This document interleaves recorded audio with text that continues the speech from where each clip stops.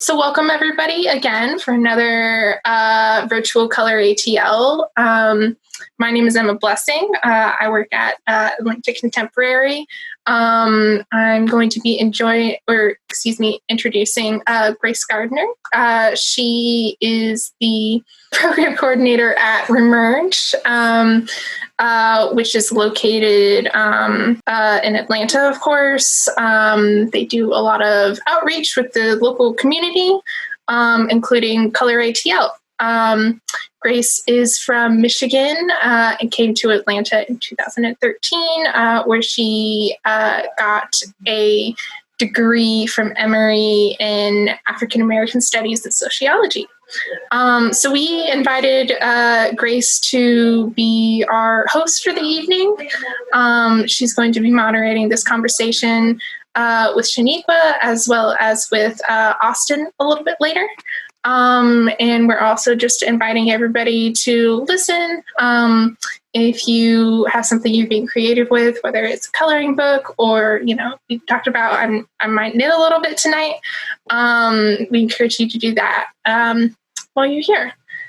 So I will pass the baton off to Grace. Awesome. Hi, everyone. Thank you so much for joining us tonight. As Emma said, I am the program coordinator at Remerge, and ColorATL is actually nestled under the umbrella of Remerge. And so one thing that I love about being the program coordinator is that I get to do so much art administrative work with ColorATL. I know that most folks know ColorATL because of the 2 volumes of coloring books that we have, but we also, as I just mentioned, do a lot of arts programming, and we have some future projects that we are launching soon. So please stay tuned. Tonight, I'm really excited to be here with you all and to have the chance to color, to create. I hope all of you know that this is meant to be a safe space for you to create freely. As Emma mentioned, she will be knitting. I may crochet, but I also am going to start by coloring. I don't know if you can see with the shadows from my window. Start by coloring Shanequa's page, which is found in volume 2 of the ColorATL coloring book. And so I hope that you all will color alongside us. If you don't have a coloring book, we have these pages available, 6 pages, coloring pages from the book available for you to color online. And I can add a link to that to the chat shortly. Please feel free to join me in coloring Shanequa's page. If you want to color Austin's page as well, that's available. So one thing that ColorATL tries to do is bring folks out of seclusion and into community. And we recognize that creating is a way to do that. And so I hope that you all find yourselves able to relax. I'm laying on my floor or sitting on my floor and I'm going to get comfortable, and I hope you all do the same. Please feel free to play some music that you all enjoy or it helps you relax. Feel free to also angle your camera so we can see what you're creating if you feel comfortable. And if you don't, that's perfectly fine as well.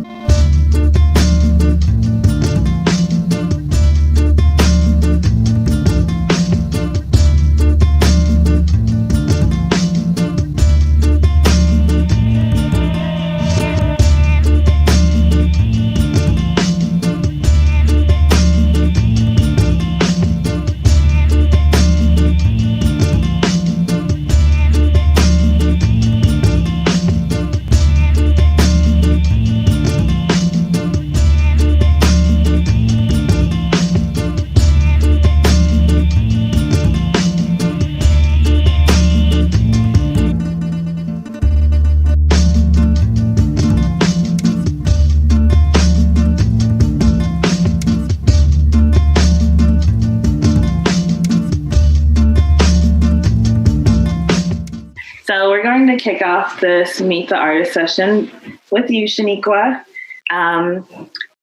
First, how are you doing today? An honest answer or a good surface answer? We love honesty. Surface answer, I'm doing great. I'm wonderful well. I'm blessed and I'm highly favored. The honest answer, I'm tired as all get out. I could use a nap. I could use cashew ice cream. And I could use just a really, really big hug from Idris Elba. A hug from Idris Elba sounds great. So just helpful. I feel like it would pull me through, but I'm not sure because he has COVID. But I just feel in my spirit that it would really pull me through. I can say resting is also really transformative to the spirit as well. And so I hope you're also able to get a nap. You know, thinking about being tired, I'm wondering, as an artist, what are some ways in which you actively try to ensure that restoration is a part of your practice, if at all? What are some ways that you incorporate rest into your work and also just into your life? Well, as I did mention, cashew ice cream is really important to my spirit. I'm a foodie. I'm a foodie, so I love to eat. And so my take on relaxing looks like food. It looks like cooking. And because I don't always have time to do that, that is the one thing that I've really super enjoyed in the midst of quarantine, is being able to cook and eat food and enjoy it. I feel like most of the time, and that's essential, right? Nourishment, to enjoy the food that you eat, that is not rushed, that is not scarfed down into my body, that I'm enjoying nourishing myself. And so I've really taken satisfaction in that during quarantine. Now, sleep was pretty good, maybe the first week and a half when we did quarantine. But then I got bored with that. Well, I'm a type A personality, with high-strung people. Anything that looks like order that we have not organized for ourselves, it feels a little bit annoying. So that was one of the things, like just resting, having downtime, because I've probably been on an uptick for about 2 years now. And just having downtime, I'm grateful. I don't like the why we are in quarantine, but I'm grateful for it because it made me stop and take a look at some things and to listen to myself and to also hear God when he's speaking. And so I was grateful for, I'm grateful for the time that we've had during quarantine. Yeah. Good. And thinking about that gratitude that you've experienced, do you think that once we are on the other side of this pandemic that you will, try and incorporate more moments where you're able to just rest and be with yourself and cook and nourish yourself? Do you want the honest answer or the surface answer? Honest answers are always my favorite. Honest answer, probably not. Probably not, if I know me. Like I said, I've cherished the day. I've cherished this moment that we've had. But I am one who tends to burn both ends of the candle. And I just know that about my personality. Now, so that you won't think I'm just totally wayward and just out here on a limb, I have sought counseling for my way of life. And my counselor told me to be okay with how I am, that's just who my personality, and not to beat up on myself too much for it. So recognize that my body will shut down for me what I don't do for myself, and try not to push myself too hard. Even in having moments to rest, what has your process of creating looked like over the last 3 months or so? Well, like I said, I had a lot of downtime, probably for let's say for about a month. I had a good bit of downtime. And then for whatever strange reason, people were like, I guess while I'm home, I should commission some art. Or I guess while I'm home, I should ask Shanequa to come do a mural in my house. Guess while I'm home, I should see what we can do as an institution come fall. So like that's kind of like where stuff started kind of climbing. And then as of late, I'm doing something almost every day, whether it's meetings, Zooms, completing commissions, or submitting proposals for something. I've pretty much kept myself busy. Okay. And so while that on one end has been a good thing, on the other end, I'm not sure how quite done I am with the whole rest and relaxation of quarantine. Yeah. When you are doing commissions, how much freedom would you say you have as the artist who's creating and versus, just trying to create what has been asked of you? Or does it vary from? Yeah, that's contingent on the customer. Okay. That's contingent on the collector or the buyer. What I've learned over time, is still, kind of like as a graphic designer by trade, is to put some stipulations, some clauses, right? Because people will be all over the place with what they want from you, right? So they'll be like, "Oh, Shanequa, I want one of your figures. I want them standing, in the valley, and that's it." And then I do that, and then they'd be like, "And I also want Miss Piggy to stand next to her." And I'm saying that jokingly, but seriously, somebody has asked for Miss Piggy to be a part of the painting, and I don't do that, right? I don't want Miss Piggy to be. It's been a request. It's been like a real request. And so like you would be amazed, or probably you wouldn't, concerning what people will ask you to do. And I have paintings out there that people have asked me to do that I've asked them not to tell people that I've done. Right.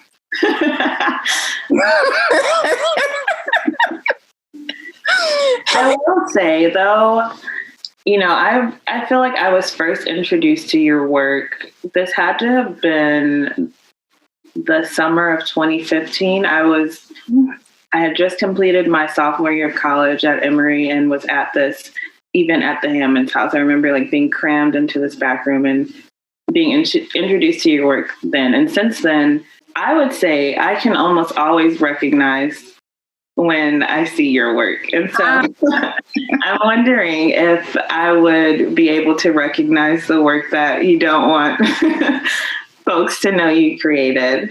Probably would, right? Because we have what's called the artist's hand. So I think what's kind of insane, possibly, remember I've sought counseling, but what's kind of interesting is that it doesn't really matter because I work in all types of mediums. So really, for whatever weird reason, it doesn't matter what I do. People weirdly are able to say that's me. And I would definitely attribute that to what is called that artist's hand. Yeah, most definitely. Yeah. Are you working in one medium more than any other currently? Probably painting as of late. But I also just built like 25 sculptures, so maybe not. Oh, wow. The one thing I haven't really played with that I love is, the fabric design, like designing images for fabrics. I really love doing that. So I really haven't had downtime to do that. And I think the other thing, just downtime to do the things that I love, like my personal work. I really haven't had time to really, just kind of delve into the things that I'm thinking about. And I just did that yesterday. So they're having a show at White Space Gallery. I think it's opening Saturday. I think that's right. For in-person visits? Huh? For in-person visits? By appointment only, maybe? I don't know. I don't know if they're doing that. I don't know. But it's like when she, I believe it, Teresa curated it. So when she was like, "Hey, I want you to do this show, she was like, do you have anything that you'd like to contribute? And when I read the artist statement, I was like, oh my God, this gives me an opportunity to focus on something you have ideas in the back of your head and then they haven't been executed. And for me, it feels like a gnawing. Feels like somebody is bothering me. Feels a bit annoying because I'm not releasing the idea, and then you don't want it to go away either. So for this show at White Space, I'm excited about that. Awesome. So when you have new ideas that come to mind, how do you, and you don't necessarily have the time to execute on them in the moment, how do you keep track of them? Do you write them down in a journal? My ideas more so formulate from writing, not necessarily sketch work. So I have, even in my sketchbooks probably have more writing than they do doodles. And, by and large, I'm really a writer who paints, right? I've spent, a good part of my life as a spoken word poet and as a writer. And so writing and research is really key and essential to my work. And so, I'm just really a bookish person who kind of has a talent for painting. But I love words over lines, forms, shapes, and colors. Yeah. Is there anything that you have read recently that has prompted an idea for you artistically that you haven't, or that you're working on currently, or haven't been able to start working on? I'm one of those that read like 5 books at a time. So I'm reading this book called 2000 Seasons. I feel like it should be definitely required reading for people of color. It's actually a book that was banned in Africa, but it's told as though it is fiction. But it's actually the truth telling of our experiences coming over to the New World, and the part that we played in that, which is a story I don't think is successfully told.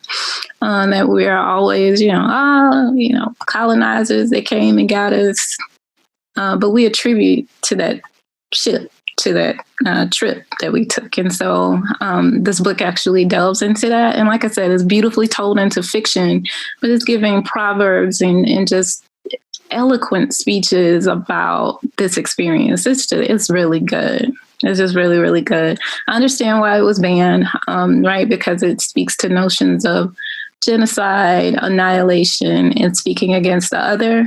But for me and my work, it's just really, really good. I've also currently reading The Black Imagination. This is several essays that are compiled into one. Imagination is really important to me.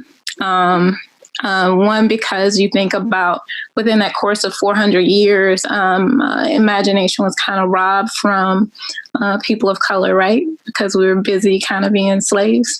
A little preoccupied. And so Theories in the Black Imagination are several essays by several authors. What is it? The Brief Wondrous Life of Oscar Wilde by Junot Diaz. I love him in general, but I had not read that book. And it was superb. Just superb. I know that's the book that he got is it a Pulitzer Prize? What did he get? What did he win? He won the literary that book.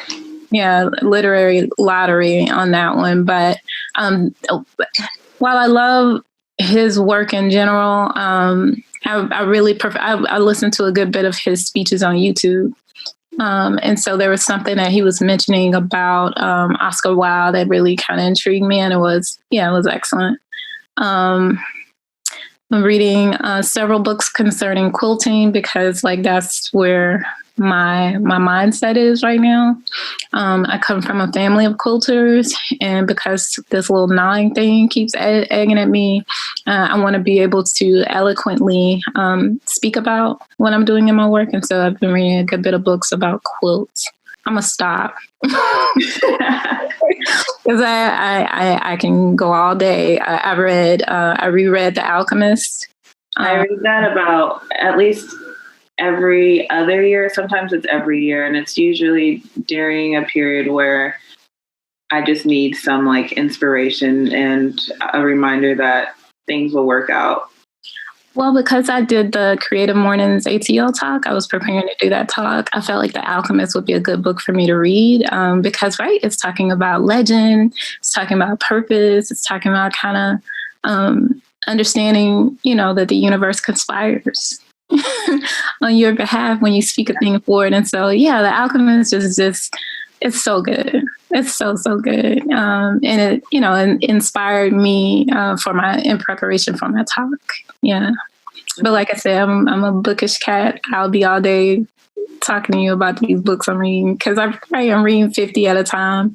And I probably don't finish them all at the same time, but I, you know, throughout the year, I'll get them done. Mm-hmm. Yeah.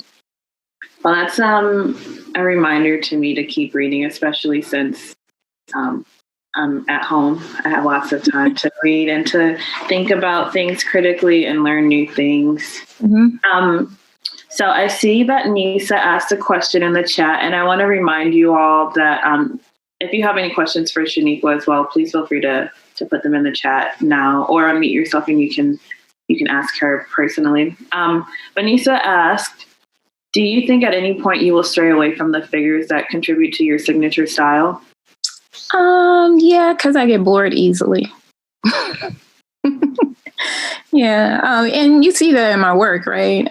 So I believe I try to manipulate and create, you know, multiple ways to talk about one thing.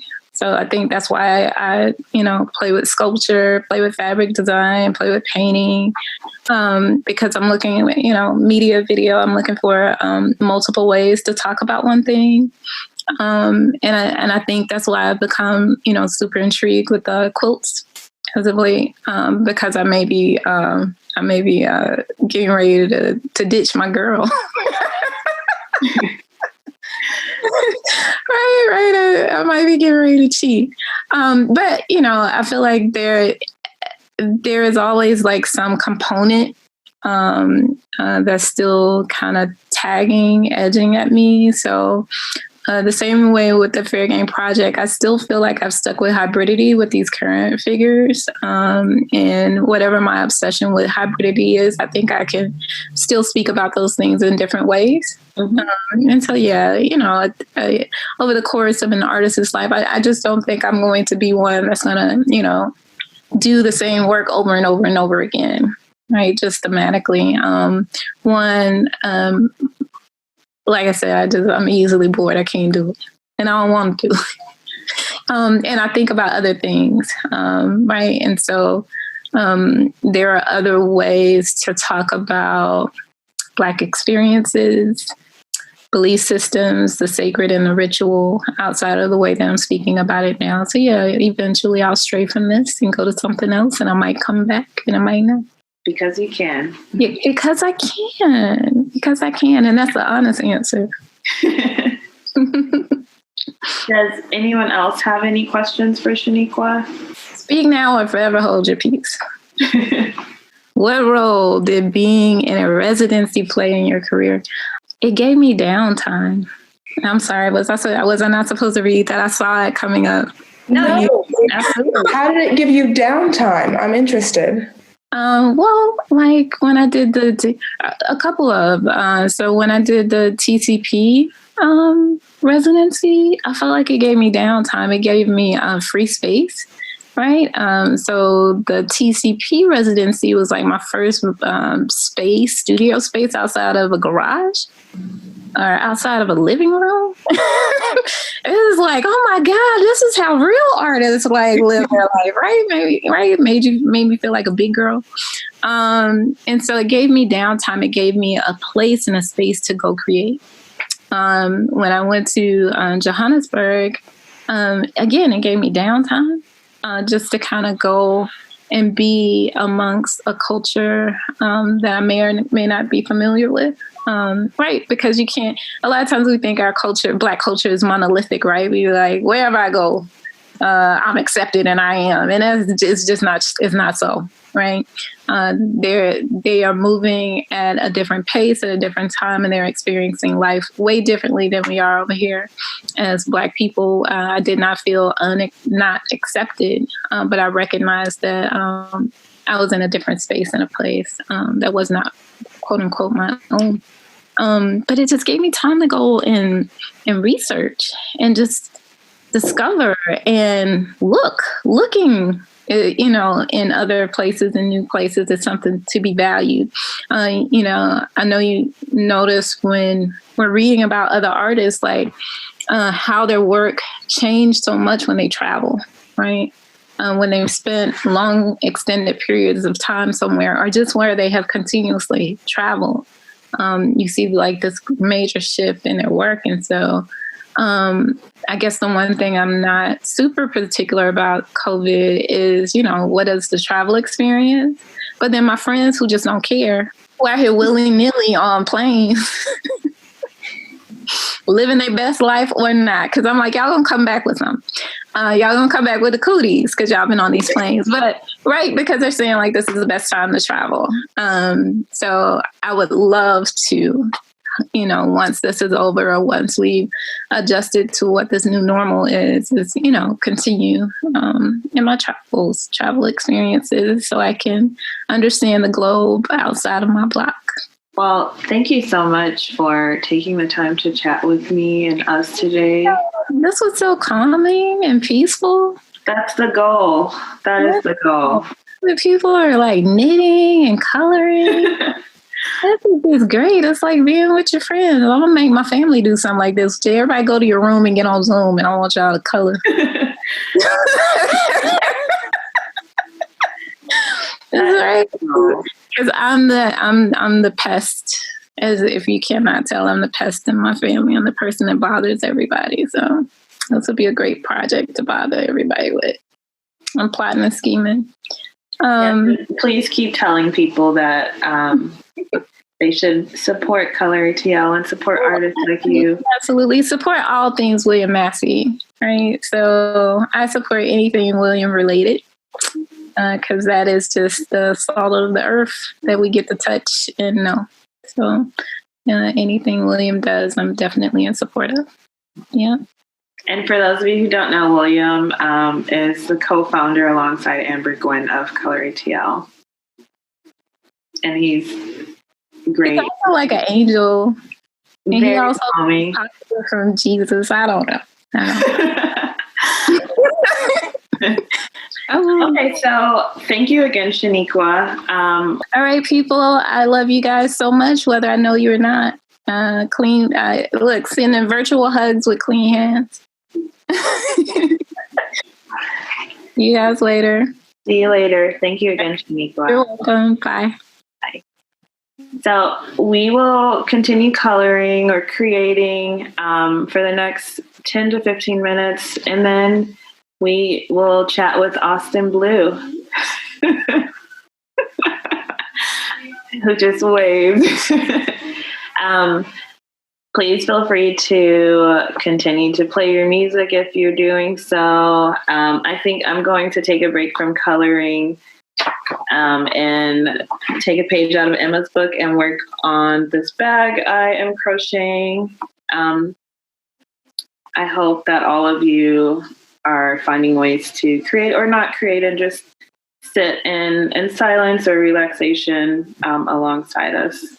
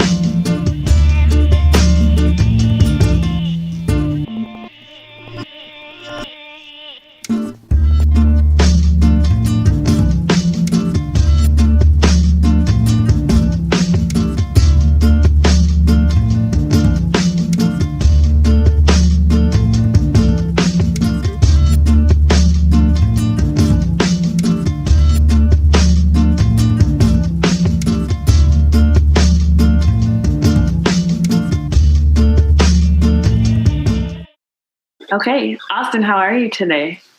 I'm well. How you doing? I'm doing pretty well. What has been the highlight of your day thus far? Highlight of my day?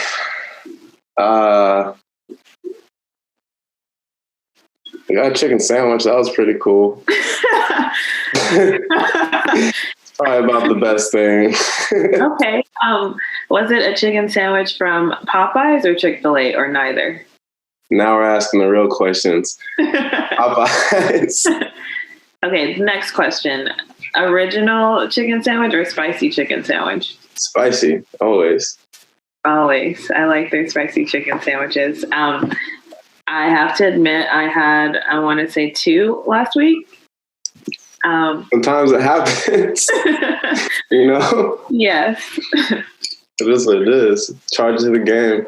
Charge it to the game. Yes. Can you show us the t-shirt you're wearing? Oh, yeah. It's I just make one kind of just to see how it would look, but it's a painting I did a few years back. Mm-hmm. I'm not sure how well you can see it, but It's very clear. Panther. Oh.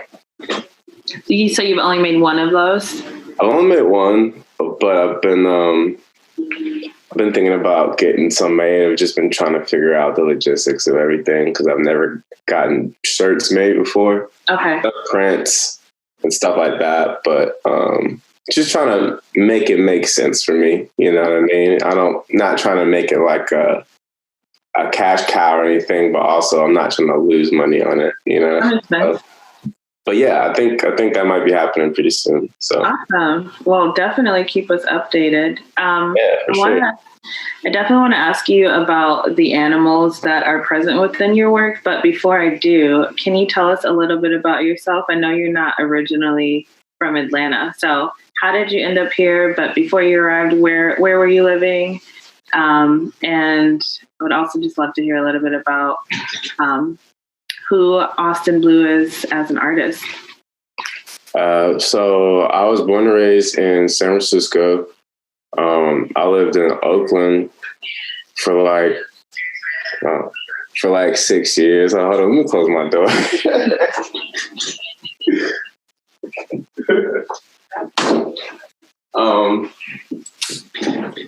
Yeah, and I've been out here for about, I think Facebook actually just reminded me, and they hit you with this is what you were doing, this long ago. So I think apparently, according to Facebook, allegedly I've been here for 9 years. Wow. So I've been here for a little bit. Okay. Yeah. How has Atlanta treated you as an artist in those 9 years? Creating that. Atlanta is embraced me with open arms. It's been great. I feel like it's kind of ironic that I didn't even realize that I wanted to get into public art until I moved out here, considering there is a lot of public art in the place that I was born at. Mm-hmm. But I don't know, sometimes it's kind of oversaturated over there too. And a lot of it's quantity, maybe not so much quality, but anyway. Yeah, a lot of great things have happened to me out here. I mean, I met my girlfriend. My art career started out here. Joined the film union. So it's like, yeah, Atlanta's been great. Mm-hmm. I can afford to live here. That's tight. I really, really like that part. Affordability is always important. And hopefully if you decide you ever want to return to San Francisco or Oakland, they will maybe get the cost of living down. That, or I just recently hit the lotto. One of the two. Okay. Never say never. It's possible. Oh, I won't say I'll never hit it. Oh, I almost said it. So you mentioned public art. Have you had the chance to create some public art recently? Like, let's say within the last 6 months or so? Yeah. Wow, I guess we are halfway through this year already. Damn, that's crazy. I've been kind of been doing a bunch of different things. Like I do murals when I get commissioned, but then I also paint murals with my buddy Matt Evans, and we paint for. He's also a ColorATL artist, and a good friend of Williams. Oh yeah, no, we've been painting murals for Jamestown, the people that own Pont City Market, and they pretty much just buy a bunch of random to us. I'm sure it makes sense for them, but random like shopping centers like Marietta, and sometimes it'll be in Florida. So I've been pretty busy helping them with that. And then also during the whole COVID, downtime period, which I want to say was like the first month or, month and a half, 2 months, I just kind of went out and painted some random stuff. So yeah, I've been painting. I just did a mural on North Avenue across the street from Pont City Market with Matt, and we painted some lettering on some raw granite, and that was real tedious. What was it like painting on raw granite? Is that something that you've done before? I've painted on a lot of textures, but I can't imagine painting on anything rougher than that. You know what I mean? Like painting on crushed glass, maybe. I don't know. It's just so much texture, and it's kind of like when you're on it, you know what I mean? If we're doing line work, so the lines have to look straight. When you're on it, it may not look right. When you back up, that's when you're like, oh, okay. It's very interesting. And it's also like, because there's so much texture, that however big it may look is actually, you're covering more space than that, because it's not a directly flat surface, Okay. And there's like some deep parts in the rocks where you're like, jabbing it with the smallest brush you can just to get the little spot to have some color in it. Mm-hmm. It was interesting. Okay. Lots of texture. What has your personal artistic practice looked like over the last, let's say, 3 months or so, during this pandemic? Including the mural work that you've been able to do. I will say I feel like once COVID happened, I got pretty uninspired for a second. And it was weird because I was kind of fighting this idea that like, oh, you got all this free time. All you going to do is paint. Like you're going to paint all day, every day, and that's it. And then, once all that free time that none of us really asked for came, and I was like, damn, I don't really want to paint at all. Like I didn't want to. And then I would try to do the things that I do to kind of get the creative stuff flowing, but it was all forced, and it's nothing good ever happens when you force it. So I just left it alone for a second. Are you still feeling uninspired? Are you still feeling uninspired today? No. I would say that was just kind of towards the beginning of it. Okay. It was just a lull, and it was a weird spot to be in, and it was it was new for literally everyone. Yeah. On the planet. So it's like it was just weird, and I don't know. I guess it affected me in that way, at least. But I've found things to keep myself busy with, and I'm working on a little personal passion project I've been really, really into lately, and I can show y'all that a little bit. Where it's at. I would love to see that if you feel comfortable sharing. Yeah. It's like I'm self-taught, so I learned a lot of stuff from YouTube, university YouTube. Yeah. And so I've been like teaching myself to do like wood cuts and. Oh, that's awesome. Learning about like sculpture and stuff. So I've been working on this one.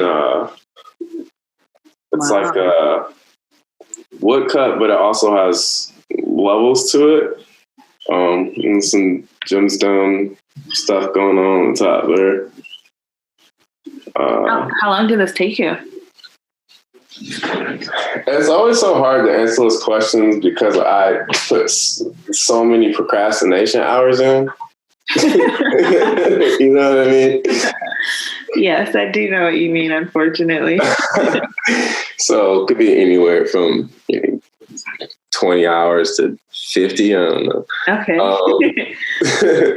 A good bit of time, but it's been like a slow labor of love. Yeah. So I'm sure it could have gone by faster. I don't know. I enjoy it. It's therapeutic. That's good. Thinking about that piece that you just showed us made me remember that I wanted to ask you about the animal figures that I've seen in your work. What is the significance of your polar bear and the panther? So the panther, I just think panther is just a, dope animal. It's just one in its symbology, and then two, just it on surface value. You know what I mean? Just the fact that it's, I don't know, like just black, ferocious, but also beautiful animal. I think it's ill. I like big cats. Okay. I think they're pretty interesting for my subject matter for the animal faces because there's so many different ones. So that the Panthers have been more of an aesthetic thing where I really enjoy painting them. Okay. And, it's just a distinct animal, The polar bear was a thing that it was in a time where I was kind of trying to find my style and was just trying stuff. You know what I mean? And I was like, I originally tried I knew I liked geometric shapes, so I knew that. So I knew I would incorporate that into whatever I was doing. So I tried like a regular bear, and I was like, I'll do a regular bear because I'm dumb. And I was like, nah, that's hella whack. So I ditched it, and I kind of came back around to polar bear because I actually really like polar bears. It's one of my favorite animals. It is my favorite animal. And I ended up doing like a little geometric one. I was really feeling it. And then I kind of just ran with the whole polygonal thing until it evolved into other shapes and dimensions and to where you could say I am now. Yeah. Do you think your polar bear will always be like a figure that's present in your work? Yeah, for sure. I like to see it as something that represents individuality. Because I'm showing you something that is familiar but in a different light. Mm-hmm. When you see polar bears are in areas void of color other than blues, it's just white and blues. So you get to see these polar bears in vibrant colors and just and I named it after my younger brother Zane, because that's his middle name. It's Connor Zane. I'm also in blue. He's Connor Zane. He has autism, so I kind of use the Zane the bear as a sort of nonverbal, character that speaks more through its colors and the layers, than it does a heavy-handed, or overt message. Yeah, I really like that. Thank you for sharing. Would you say that there are any other figures or animals that you have dedicated or have been inspired by people in your life? Any other animals that have been inspired by people in my life? Yeah, or figures within your artwork. No, I can't say I have, only because when I do the animals, I think it's more off of a feeling than it is off of someone or something reminding me of it, if that makes any sense. You know what I mean? So yeah. When I say so, yeah, the answer to the question is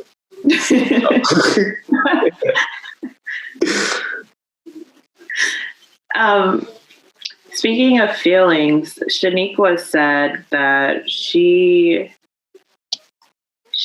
does a lot of research before creating. Would you say that you do a lot of reading and writing before you begin like fleshing out your ideas, whether it's on really hard granite or a canvas or a slab of wood, or do your ideas come to you in the form of feelings more times than not? It depends on, I think it depends on what it is. The granite thing was sort of like, we had painted enough things to at least know that, you know, we're just going to have to finagle it a little more than we normally would. We, you know, just a little bit more finesse, but it's not that much to figure out. But I know, like, when it's things that, and a lot of my personal work, I try new things. Like I just like with this, I don't know what you want to call it, woodcut. I used a router on it. Like there's maybe like 3 different levels on it, even though it's just one piece of wood.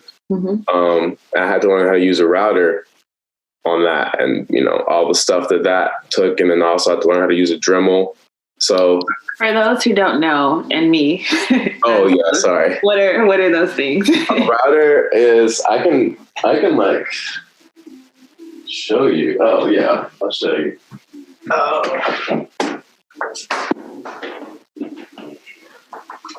Are these just tools? So okay, this is, I guess I'll unravel it. But this is a router. This is the way that it's held. It's this one. There's a blade on the bottom of it, and you can set the depth to different settings depending on, you know, how deep or not deep you want it. And the blade can be different things. You can make divots if you want, you know, somewhere to put your hand, like a grip. But basically what it does is it cuts into the wood, and you can carve out little canals or whatever you want, or just little different levels. So that's what I did with that. And a Dremel is just a little carving tool, pretty much. It's just a wood carver. It spins really quick, and there's different tips for it. So when I'm doing stuff that I've never tried before, I've definitely messed up enough pieces trying to be too gung-ho to not do the research now, pretty much. So like I said, YouTube. I'll ask my friends if I know they have, you know, I got a lot of woodworking friends and construction friends in like the film industry. So they help me out with a lot of stuff. So I try to just get as much information from all ways I know possible. Yeah.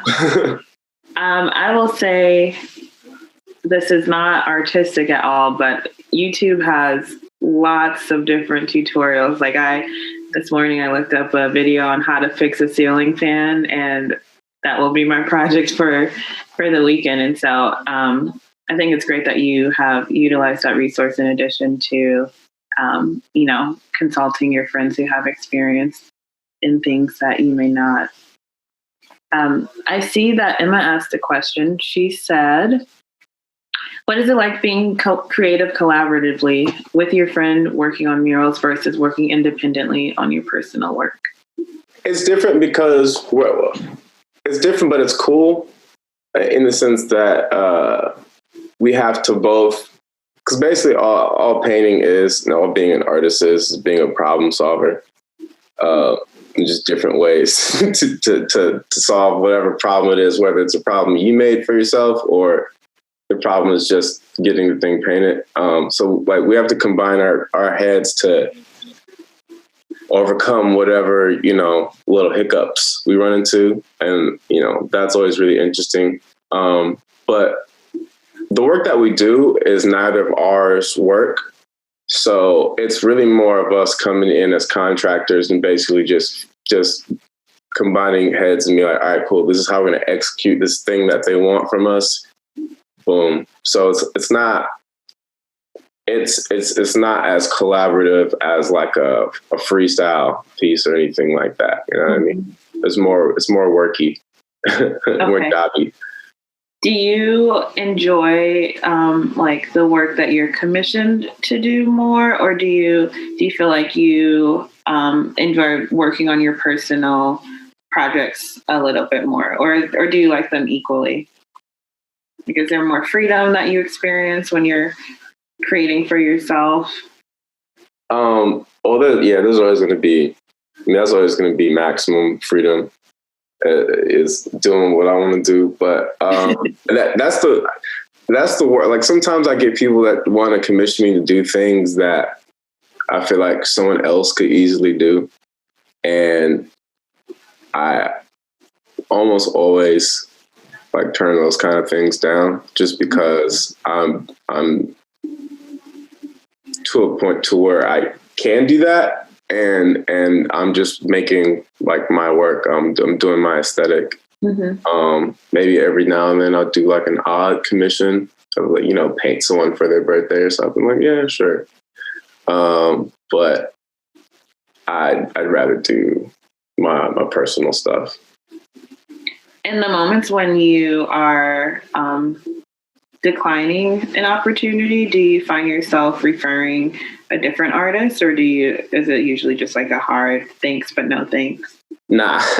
I'm like, thanks but no thanks. And just no, I refer them, definitely. Okay. I think there's a lot of that, or I mean, at least in my little circle or triangle or whatever shape. Because they're like, hey, I heard about you from so-and-so, or so-and-so said so yeah. I mean, I think that should always be the next go-to, instead of just like shutting someone down, unless you're just asking for something crazy stupid that I would never want to burden my friends with doing. Okay. Then it's a hard no. Like, if you're being just bizarre. One thing that I have really appreciated about the arts community, and I say arts just because I'm an arts administrator and not an artist, is that there seems to be this commitment to ensuring that everyone, is able to utilize their skills in creative ways and, is able to get opportunities. Would you say that within your triangle or circle or whatever shape your community of artists is, that they've all been like invested in like your uplift, and you've been invested in their uplift as professional and working artists? I would say yeah. Okay. You mean like just the organizations that I've worked with and things like just typically in the art community? And like artists as well. Like, for example, I would say just about every arts job or opportunity I've gotten has just been like a direct result of a friend or a colleague referring me for it. Yeah. I'm curious if that's something that you've experienced as well. Oh yeah, definitely. Yeah. I have a job coming up the first 2 weeks of July, and I'm gonna be painting with my buddy Adam Crawford, and he I think he got the job through like someone I knew, and then it just somehow came back around to me, and he asked me to assist him on it. Just like I had him on. I curate a mural event called Stack Squares in Reynoldstown or Cabbagetown, And he was on the first round, and we've just known each other. We worked on stuff back and forth before. So, there's a lot of like comeback and like reciprocation and just sort of just bouncing around in the art community. I think it's pretty cool. I think it's pretty cool too. This will be my last question. Can you tell us a little bit more about that mural event you just mentioned in Reynoldstown? Did you say Reynoldstown or Cabbagetown? Cabbagetown. Okay. Yeah, I said both, but I corrected myself. It's Cabbagetown. Can you tell us a little bit about what that has involved for you? And then also, for those of you who are listening, please feel free to add any questions you have to the chat. So it's called Stack Squares Murals, or just Stack Squares. But it's called that because it's on the backside of the cotton mill lofts. Okay. And if you see on the backside, there's these 10 very conveniently framed squares that are about 7 by 7 feet. Okay. And basically, it is a spontaneously changing exhibition. And every 4 months, it's application based. We have people apply. We go through the applications. We'll have 10 artists per round. And then once 4 months goes by, we go with a whole nother round of artists and kind of just, it's like a rotating exhibit.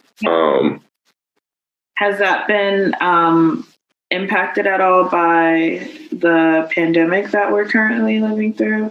Yeah, for sure. I think the last round was in December. Yeah, the last round was in December.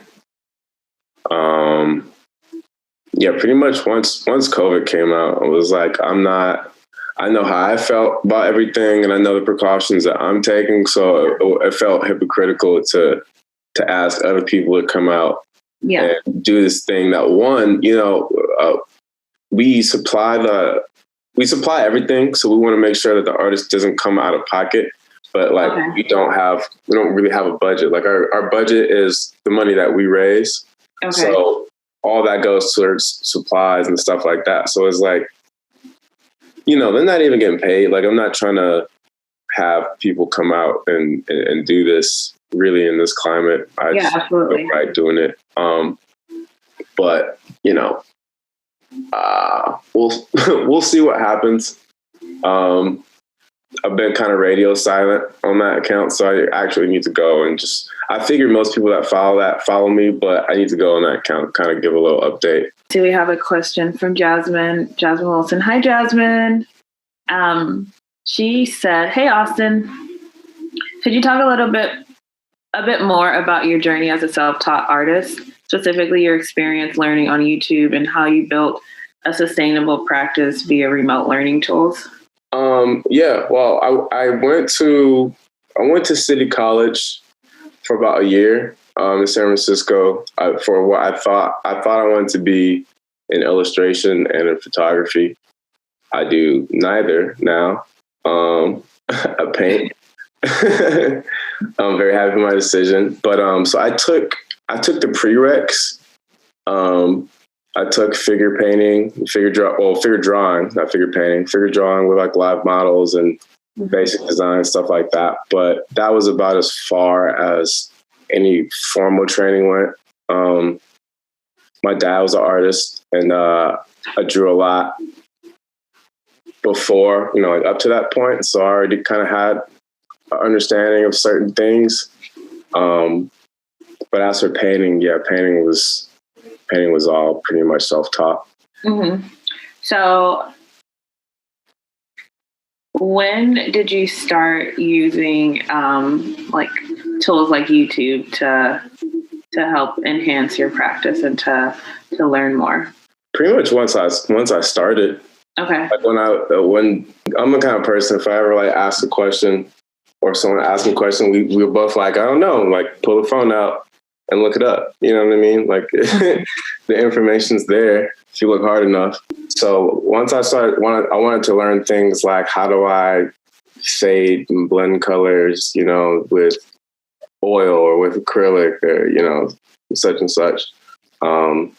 That's pretty much just when it started. Whenever I had a specific thing I wanted to do, I looked it up or I asked one of my friends. So I have a lot of friends that I've been paying for a long time too. So kind of just goes back to what I was saying earlier. It's just using my resources. Yeah. Well, thank you for answering that question. Nisa Floyd asked, will you ever go to traditional art school? At this point, I don't think so. No. And it's so expensive too. Like that was one of the things that I almost went to Academy of Art, and it was just so damn expensive. Like I remember even back then, I know it's more now. Not like I've made it or anything. That's certainly not the case, but I am able to sustain myself off of the things that I've taught myself. And I'm, you know, for the most part, self-employed. So I feel like I got this far and I'm still learning a lot every year. I think so long as I have the desire to seek out knowledge, I'll be fine. I like that. I feel like you should write that down and share that broadly. As long as you have the... Can you say that one more time? I already forgot. as long as I have the desire to seek out knowledge, I'll be fine. Yes, I like that. I'm going to write that down. Unless there are any other questions that you all have, I am going to, one, thank you, Austin, for giving us a lot of your time tonight and allowing us to engage with you and learn a little bit more about who you are individually and who you are as an artist. We really appreciate it. Thanks for having me. And we have about 20 minutes left, so feel free to continue coloring, drawing, creating, crocheting, knitting, playing your playlist if you have one, drinking water or cocktails if you are of age. Yes, this is just meant to be a space for everyone to relax and create in communion with each other.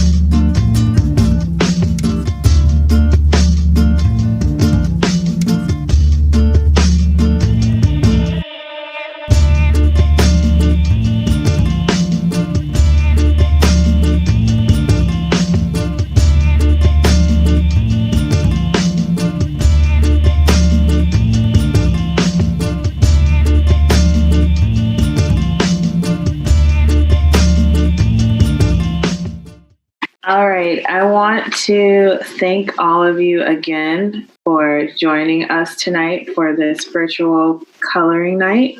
I also want to thank Austin again for taking the time to speak with us, and Shanequa, who's no longer here as well. I really enjoyed hearing from both of them, and I also enjoyed reading the questions that you all asked both of them. I'm going to show you what I've been working on tonight.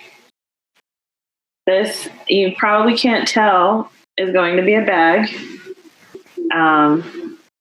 I have been working on it for, I want to say, a few weeks now, slowly, and was able to complete a few rows. And then I also made some more progress with this coloring page, which I started a few months ago when I was feeling a little bit lonely as a result of being home alone for an extended period of time because of the pandemic. I'm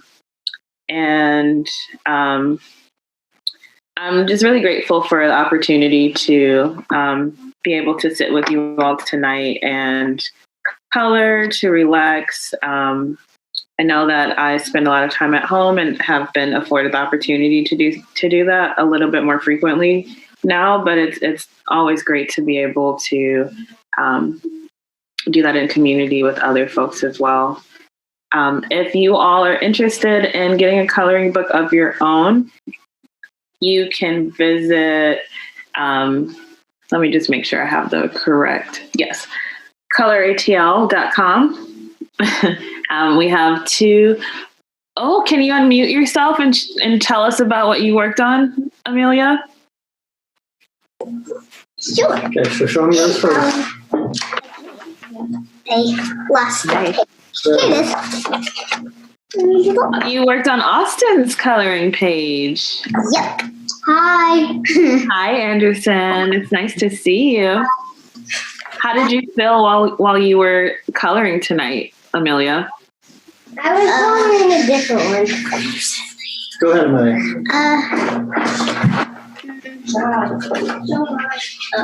Did you feel good? Did you feel comfortable? Did you feel peaceful, happy? All of the above? All of the above. Good. Yeah, what'd you name your bear, didn't you? Oh, I named my bear What's your bear's name? Barry. Barry. I love it. Alex's. Bear. Yeah, that's Alex. Oh, Alex, I love it. Did you color all of this tonight, or did you start that earlier? She did tonight. Amazing. Oh, I'm starting on mine, How did you do? but I'm not finished yet. Oh, yeah, that's what. I love this one too. I did that one. Amazing. You did William's page. I did William's head because it has an air for the door. What? Mm. And it's an air for the door. It has an ear for the door. William's head because of an air for the door. Okay. Well, thank you, Alex, Amelia, and Anderson, for showing us what you've been working on. For everyone else who wants to continue coloring in the ColorATL coloring books, we have 2 volumes. And as I already mentioned, you can go to ColorATL.com to get them. And if you also just want to stay informed on what ColorATL and Remerge is up to, you can follow us on Instagram at ColorATL or at RemergeATL. You can also visit us online at remerge.org. Thank you again to everyone for joining us tonight. I hope that this has been a relaxing and peaceful time for all of you. And I look forward to staying in touch with everyone. Thank you, Grace. Thank you. Thank Thank you, Atlanta Contemporary, for partnering with us. For Of course. I'm always happy to have these. It's always great. If anybody will edit this up a little bit and then post it on YouTube in a week or two. If you want to go back and maybe you had a particular part that you wanted to hear again. Atlanta Contemporary is also going to open back up on July 7th. So you can come actually visit us in person. Our plan right now is to keep doing virtual events for a little while to kind of help keep socially distant and so that we can still reach people at home. So we're really excited. Thank you so much. I hope all of you enjoy the rest of your night, and thank you again for joining us tonight. Thank you, guys.